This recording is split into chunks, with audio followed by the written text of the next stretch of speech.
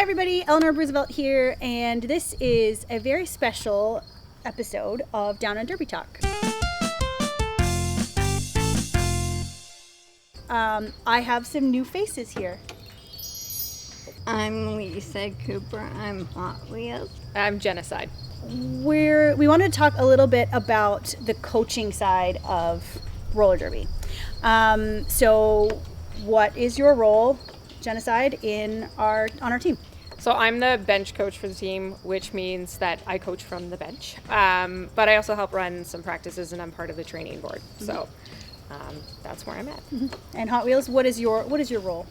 I'm the third corner bench coach, which just means I'm at the third corner for the girls. I do NSO work, and I run help time practices. Yeah, obviously, there's an elephant in the room in that Lisa is differently abled, or Hot Wheels is differently abled than everyone else on a team. And it's something that we wanted to bring to light as a league. Roller derby is an inclusive sport, all genders, all, whatever.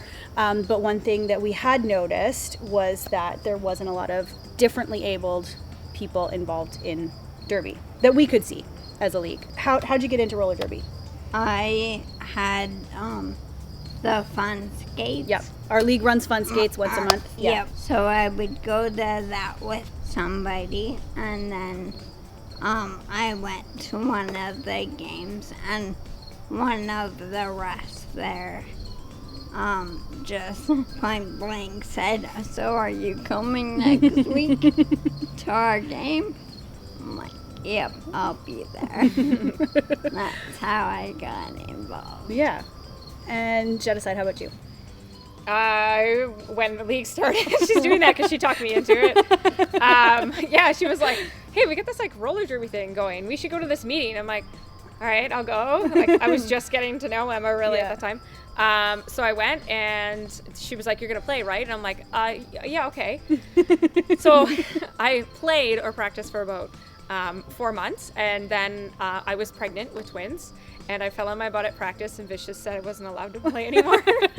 Fair enough. The twins are fine. The twins are fine. They're lovely. Yeah. So I did. I stayed on the team in the sense that I helped run practice after that, and then had my babies, and then I went back to play, and I wasn't so good. Just not the best at it. And then I have had a lot of concussions, not from roller derby specifically. But I did fall in practice once, and it kind of freaked me out. So I was like, I probably can't play contact sports anymore, but what can I do? And Vicious said, "Well, you can bench coach," and that was history from there. So Vicious is our team captain, and she's wonderful, and we will be doing an interview with her shortly. Yes. You may notice that there are pom-poms on their laps. Let's talk about the pom-poms. So who came up with the idea of the pom-poms? That would be her. I think it was me. It was Genocide. I was on that group chat, and there was a discussion because we really love Hot Wheels, and she really loves the game and wanted to be involved more so than just NSOing and not being able to cheer us on as a team, right? Yeah. And so, oh yeah. I remember. Well, we had this issue where my jammers couldn't hear me across the track. Jenna's voice does not carry. No, it doesn't, especially when there's background noise. So, so my jammers wouldn't know when to call it off or when to keep going. So I was like, what if Hot Wheels was there and we had some way of signals to call it off that was loud and clear? So then and at first we thought hand signals, but with your hands, sometimes you don't move as fast as other people. And so we wanted to make sure that it was something that was visible to all the jammers. And so then we came up with this idea of pom-poms. So Jenna and her mom went and got all the yarn ever created and murdered Muppets on their front. This is Animal. This is Kermit. This is on their living room. And made 2 of each color pom-pom. So green is keep going. So when our jammers are going, I drop them all the time, by the way. When the jammers are going around, and they have lead jam, and I want them to keep going, then I hold up the green pom-pom. Or if the other team's jammer is not out of the pack for the first time yet. Right. And Wheels will be on the other side of the track, and she will also hold up the green. So that if they can't see or hear me, then they will ultimately see Hot Wheels and know what to do. Red is call it off. So when we hold up the red pom-pom and we have lead jam, I want the jammer to call the jam off or stop the jam. If we have, this is where it gets really complicated and I always forget. Red and green together is hit it and quit it. Okay, so green for hit it and red for quit it. So that means as soon as you get through the pack to call it off, which means the other jammer's coming up behind. right on their tail. And the last one is power jam, which I always forget to like put down. Yeah. So you'll see a lot of teams will do this for Power Jam, which, you know, is all fine, well and good, but it was hard for us to see Lisa. Yeah. It was hard for us to see Hot Wheels doing that. And so this was a system that really, really works for our jammers. And once you know it, it's like, it's awesome. I tend to play pivot, so I do jam every once in a while, and it is very, very, very helpful as a jammer. Yeah, and sometimes the blockers will notice the yellow if they don't quite know it's a power jam. Yeah. Sometimes they'll pick up on that. So. So then let's get into things a little bit more personal. Why, Jenna, was it important for you to include Hot Wheels? Well, Hot Wheels is Apart a from friend. the fact that you're a really nice person. Like, Well, really? Well, Wheels is a really good friend of mine, and I wanted to include her anyway. But I also noticed too that it was always really tight on the bench. Like I have a hard time staying within the line and not getting a penalty for walking outside the line. that's true. It's a thing. So I was a little bit worried about putting Hot Wheels there for safety reasons because people can sometimes fly into the bench, but it also just wasn't giving much for Hot Wheels to do. And also, I am an educator, I'm a teacher, and it's sort of ingrained to me to make sports, and I'm a drama teacher, so make everything as inclusive as I can. So I was like, well, why don't we just do this? Because we had a need, and Hot Wheels fulfilled that perfectly. Yeah, it's been awesome having Hot Wheels on that spot. So now for you, Hot Wheels, how has being involved with Derby changed you or your life? It's done dramatic. Before this, I hardly had any friends that were girls. I would just put my back up against them. And the love the girls have shown has been just amazing. When I first started, and you guys were all being super, super nice, I would be like, okay, it's coming. Waiting for the shoe to drop. Yeah. And it never did. So I'm like, maybe I can stick around for a bit here. And no, you guys... We're never letting her go. Yeah. Have me whether you want me or not. Exactly. And I think also it's sort of broadened your horizons, right? Yeah. Like, you've got friends in the Derby community that even, that are, you're closer with that even we aren't because they're officials, or, you've been to extra, like Beast of the East and all sorts of things, or not Beast of the East, Fresh and Furious, not Fast and Furious. Yeah. So you've been to Fresh and Furious and you've NSO'd there, and so you've got a lot of connections outside of even just our general league. So that's pretty cool.